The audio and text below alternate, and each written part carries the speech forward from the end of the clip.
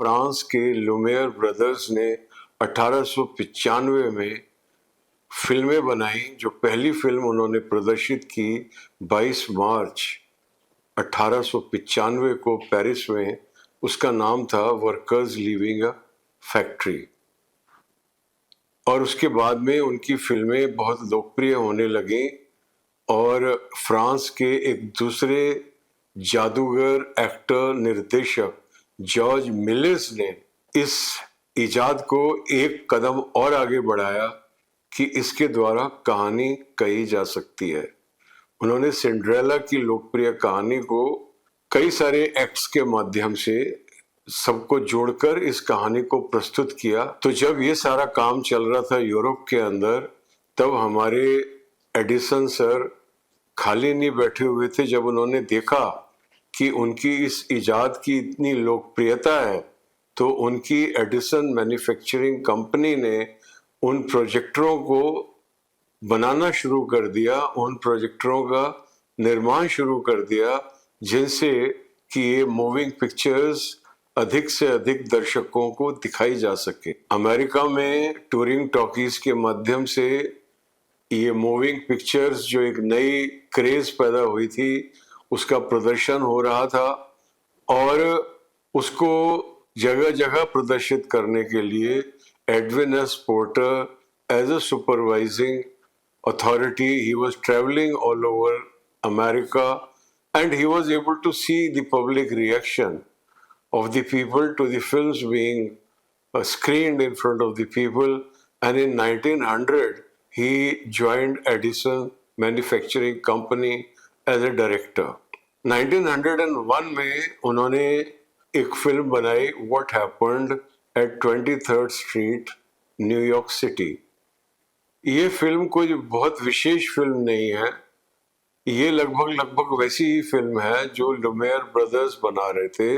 उन्होंने न्यूयॉर्क की 23rd street पे ट्राइपॉड पे अपना कैमरा ले जाके रख दिया और बीच में फिल्म में एक व्यक्ति आता है जो कैमरे को देखता है और फिर देख के वापस लौट जाता है। मतलब कि उन्होंने किसी को सूचित नहीं किया कि यहाँ पे शूटिंग चल रही है, जिसको आज की भाषा में गुरिल्ला शूटिंग जिसको बोलते हैं।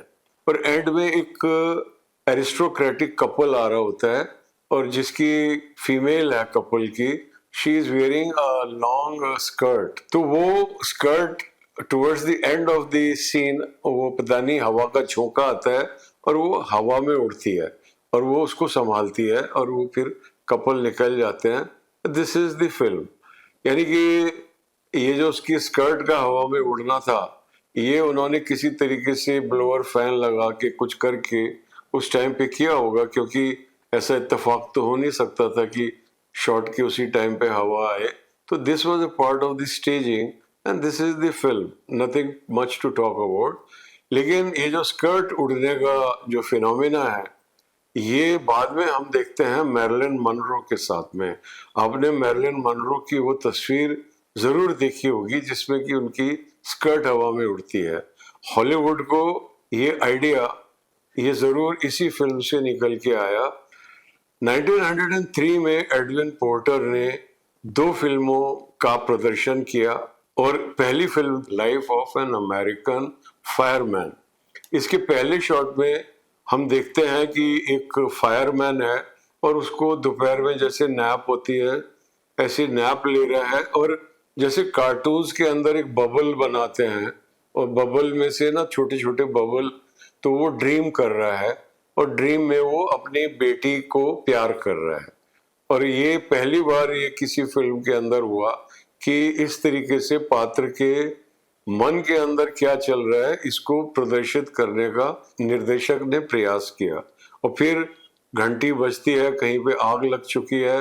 So all the firemen they get onto their vehicles and they go to that place और एक जगह पे आग लगी हुई है। ये जरूर एक सेट लगाया हुआ है कि तो वो घर जल रहा है और उसके फर्स्ट फ्लोर पे या सेकंड फ्लोर पे एक बच्चा दिखाया है आग में फंसा हुआ। ये एक ड्रामेटिक फोर वार्निंग है एज एन ऑडियंस, क्योंकि फायरमैन को नहीं दिखाई दे रहा है कि वो बच्चा आग में फंसा हुआ है, लेकिन ऑडियंस के साथ में ये इंफॉर्मेशन शेयर की जा रही है। This is also a narrative device. which we will talk about later on, लेकिन it gets introduced here. तो ऑडियंस का दिल जो है वो धड़कने लगता है कि ये बच्चा बचना चाहिए, क्योंकि बच्चे के प्रति एक नेचुरली प्यार होता है। तो फिर हम एक्सटीरियर में कट करते हैं और वो फायरमैन चढ़ते हैं, बच्चे को बचाते हैं, बताता है कि मेरी एक छोटी बहन भी है, वो छोटी बहन को बचाते हैं। तो कहने को तो ये इंसिडेंट है, लेकिन इसको ड्रामेटाइज किया गया है और इसमें कुछ ऐसे एलिमेंट्स इंट्रोड्यूस किए गए for the first time. Let's move to his next film in 1903 called the Great Train Robbery. ये एक अल्टीमेट फिल्म है। The Great Train Robbery film की शुरुआत होती है एक मिड क्लोजअप से। अमेरिकन कॉबॉय है और वो एक पिस्टल उठाता है और ऐसे करके फ्रेम में लाता है लेंस की तरफ, यानी कि ऑडियंस की तरफ, और गोली चलाता है। आई एम वेरी श्योर जितने भी ऑडियंस बैठी होगी थिएटर में, जब उन्होंने देखा होगा कि पर्दे के ऊपर जो कैरेक्टर है वो उनकी तरफ पिस्टल चला रहा है, तो वो एकदम से घबरा गए होंगे, रोमांचित हो गए होंगे। फिर बाद में एकदम से सबने डक किया होगा, फिर देखा होगा कुछ नहीं यार, ये तो एक इल्यूजन था, हंसे होंगे, जो कुछ भी हुआ होगा उस टाइम पे बहुत कुछ हुआ होगा। तो ब्रिलियंट ओपनिंग शॉट।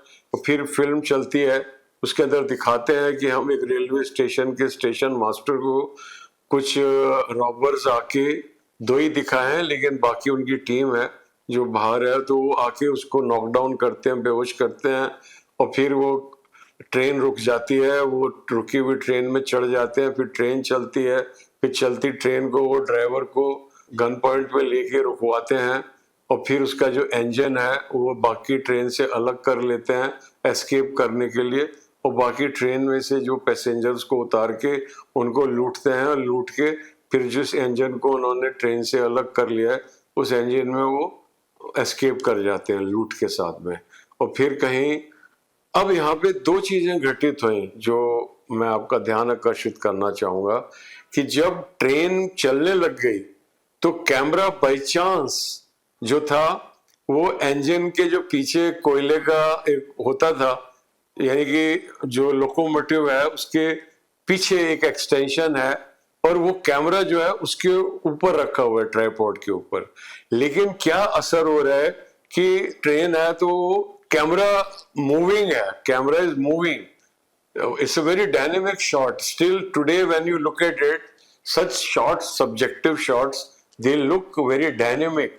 पूरे के पूरे फिल्म के इतिहास का पहला ट्रॉली शॉट है जो कि एक्चुअल रेलवे ट्रैक पे लिया गया है, क्योंकि trolley nothing but replica of the railway tracks only. जिस तरह से रेलवे ट्रैक्स होती हैं उसी तरीके से हम सेट पे ट्रॉली लगाते हैं जिसके ऊपर हम डिवाइस रखते हैं, कैमरा माउंट करते हैं, और कैमरा जो है वो रेल्स के ऊपर मूव करता है। फिर जाके वो जो इंजन जो उन्होंने अलग कर लिया है ट्रेन से, उसके अंदर वो लूट लेके सवार होते हैं। इंजन जो है वो फ्रेम से बाहर जाता है, ऐसे करके वो लेफ्ट ऑफ फ्रेम वो इंजन बाहर जाता है, और फिर कट लगता है और इंजन एंटर करता है। इंजन आउट होता है from the left of frame और एंटर करता है from the right of frame. This is one of the fundamental principles of editing that was invented in this picture. And another thing, the basic camera movement, the pan. अब तक जितनी भी फिल्में थी, George मिलिस की फिल्में थी, इन्हीं की अपनी फिल्में थी, एडविन पोर्टर की फिल्में थी, लुमियर ब्रदर्स की फिल्में थी, उन सब में कैमरा बिल्कुल स्टैटिक रहता था, कैमरे का कोई मूवमेंट नहीं था। Camera movements are of so many kinds, we will talk about them as we progress. लेकिन जो सबसे बेसिक कैमरा मूवमेंट है, तो आप मुझे देखिए, जैसे कि मेरी जो गर्दन है, ये जो मेरा सर है, ये मैं कैमरा हूं, तो अगर मैं ऐसे करता हूं, ऐसे करता हूं, तो ये पैन है, इसको हम टेक्निकल भाषा में पैन बोलते हैं। ऐसे करके कैमरा जो है वो मूव करता है। तो pan for the first time is seen in the Great Train Robbery. पहली बार कैमरा मूवमेंट इन्वेंट हुआ, एक कट लगा, राइट टू लेफ्ट का आइडिया आया, और पैरेलल कटिंग का, यानी कि दो incidents at the same time, they are happening at the same times. ये जो डाकू जो है रॉबर्स, ये लूट के जंगल में इंजन को कहीं पे रोक के उतर के अपनी लूट जंगल में कहीं पे खुश हो रहे होते हैं। उधर eight the same time station master की बेटी आती है। तो ये मुझे कैसे पता लगा बेटी आई? स्टेशन मास्टर को बेहोश पड़ा हुआ है, उसके हाथ पांव बंधे हुए हैं, एक बच्ची एंटर करती है। ये बच्ची कोई भी हो सकती थी, लेकिन मैं कैसे कह रहा हूं कि ये बच्ची इसकी बेटी है? क्योंकि बच्ची के हाथ में टिफिन है। टिफिन से अब लुक एट इट, ये भी एक वाइटल इंफॉर्मेशन को देने का बाद में बहुत बड़ा ये क्लू है। लेकिन विजुअल मीडियम के हिसाब से आप समझिए कि बिना ये बताए डायलॉग के माध्यम से, बिना कोई कार्ड के कि ये इसकी बेटी है, डायरेक्टर ने किस तरह उसको बेटी के रूप में स्टैब्लिश किया with the help of a tiffin. क्योंकि लंच टाइम पे सिर्फ उसकी बच्ची टिफिन लेके, जब वो अपने डैडी को देखती है बेहोश, तो उनके हाथ खोलती है, उनके मुंह पर पानी डालती है, और उस वक्त पैरेलल कटिंग में डाकू लोग अपनी लूट के साथ बैठे हुए हैं। ये स्टेशन मास्टर जैसे होश में आता है तो पैरेलल कटिंग में हम दिखाते हैं कि जितने शहर के नागरिक हैं वो डांस हॉल में नाच रहे हैं। ये भाग के वहां पे जाता है, उनको इन्फॉर्म करता है, और सबके सब नाच गाना छोड़ के अपने घोड़ों पे अपने अपनी पिस्टल लेके सवार होते हैं। और वो बहुत रोचक शॉट्स हैं घोड़ों के दौड़ने के, और फिर एंड में जाके वो रॉबर्स को घेर लेते हैं और गोलियां चलाते हैं, शूट करते हैं और रॉबर्स को मारते हैं।